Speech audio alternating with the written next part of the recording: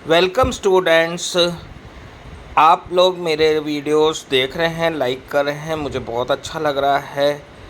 आज आपके सामने जो विषय मैं डिस्कस करना चाह रहा हूँ वो है लक्ष्य।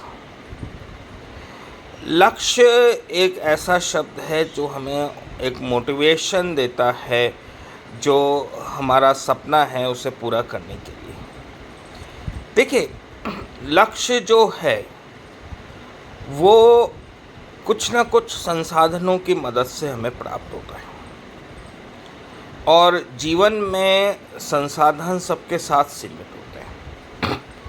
तो हम ये कारण नहीं बता सकते कि भाई हम संसाधनों की कमी के कारण अपने लक्ष्य को प्राप्त नहीं कर पाए।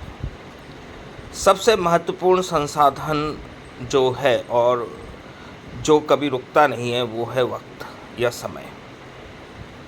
समय सबसे ज़्यादा महत्वपूर्ण संसाधन है।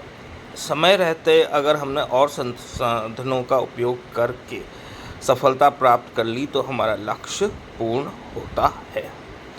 देखिए, मैं एक उदाहरण लेना चाहूँगा कि 1995 में जब मैंने आईआईटी की तैयारी करना चालू किया तो फिज़िक्स, केमिस्ट्री और मैथ्स तीनों की मेरे पास एक एक किताब थी। तो मैं 11वीं में था उस समय, और जब मैंने है ना पढ़ना चालू किया तो उन तीनों किताबों को पूरा पढ़ा, चाहे वो 11वीं के टॉपिक थे या 12वीं के टॉपिक थे। उनके पूरी तरीके से अच्छे से नोट्स बनाए, एक एक सवाल को हल किया, एक एक सवाल का सॉल्यूशन बनाया, और अच्छे से उन किताबों का पूरा निचोड़ रजिस्टरों में, एक एक रजिस्टर में नोट डाउन कर लिया। जब वो किताबें पूरी तरीके से मैंने उपयोग में ले ली तो मैंने उनको बेचकर नई किताबें ले ली। अब कई बार मैंने देखा है, मैं पढ़ाता हूँ, बच्चों के पास ढेरों किताबें होती हैं और वो एक भी किताब को पूरी ढंग से नहीं कर पाते। तो सबसे पहली बात यह है कि जो संसाधन आपको मिले हैं उसका सदुपयोग करना आपको आना चाहिए। संसाधन बहुत सारे हों लेकिन उनका आप उपयोग नहीं करना जानते हो या उपयोग नहीं कर पा रहे हों तो वो संसाधन जो है वो आपके लक्ष्य के लिए काम नहीं आ पाएंगे।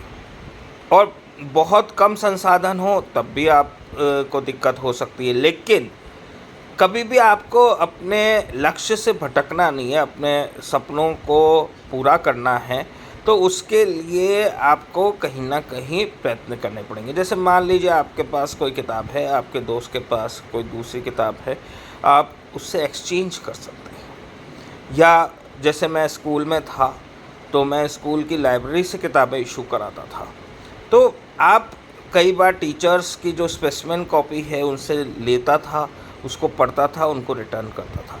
तो मैंने कभी भी ये नहीं अनुभव किया कि यार मेरे पास संसाधनों की कमी है। मैंने कहीं ना कहीं उसके लिए तरीके बनाए, कहीं ना कहीं रास्ते निकाले, कहीं ना कहीं आगे, मतलब मैंने अपने लक्ष्य को नहीं छोड़ा, अपने सपने को नहीं छोड़ा। मुझे आईआईटीएन बनना था, मुझे फर्स्ट अटैम्प्ट में आईआईटी में जाना था, तो उसके लिए मैं पूरे 2 साल तक प्रयत्न करता रहा। किसी तरह भी, हमारे टाइम पे ये इंटरनेट वाली कोई फैसिलिटी नहीं थी, तो जैसे भी करके मतलब मैंने उसको हासिल किया, और उसके लिए जो भी रिसोर्सेज उस समय थे उनको सदुपयोग करके मैंने उसको हासिल किया। और 97 में जब मैंने आईआईटी दिया तो मेरी 582 ऑल इंडिया रैंक आई।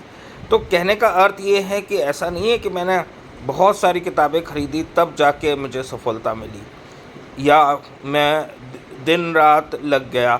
देखिए, जो भी किताब मैंने की उसको पूरी लगन से किया, पूरे मन से किया, उस समय पूरा फोकस होके किया, पूरा उसको एक्सट्रैक्ट किया, उसको समझा। उसको एक बार मैंने जब एक किताब को अच्छे ढंग से समझ लिया ना, तो फिर मेरे को दूसरी किताब पढ़ने में थोड़ी सरलता हुई, थोड़ा आनंद भी आया, थोड़ा मज़ा भी आया। मतलब पढ़ाई मेरे लिए कभी भी एक बोझ नहीं बनी, बर्डन नहीं बनी।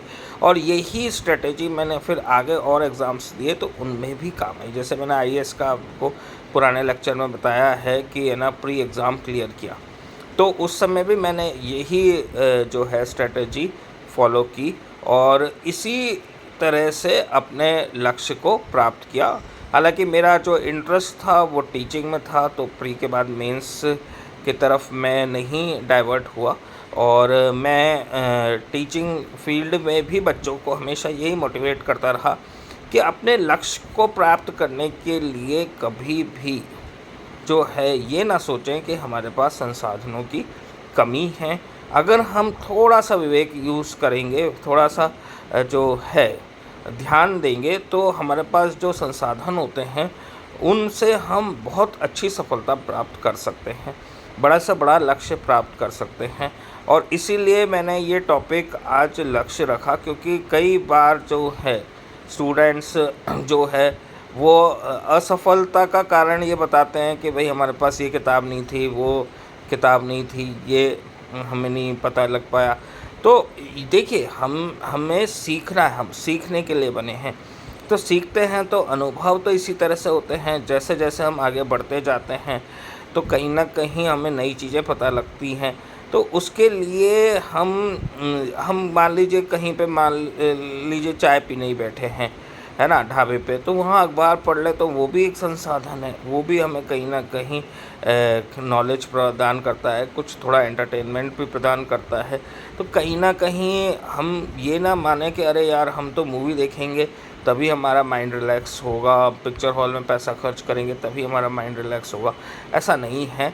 अगर आपके पास सीमित संसाधन हैं तो आप कहीं न कहीं एक पार्क में बैठकर भी आप जो है पढ़ाई कर सकते हैं और प्रकृति का आनंद ले सकते हैं। ज़रूरी नहीं है कि आपको बहुत ज़्यादा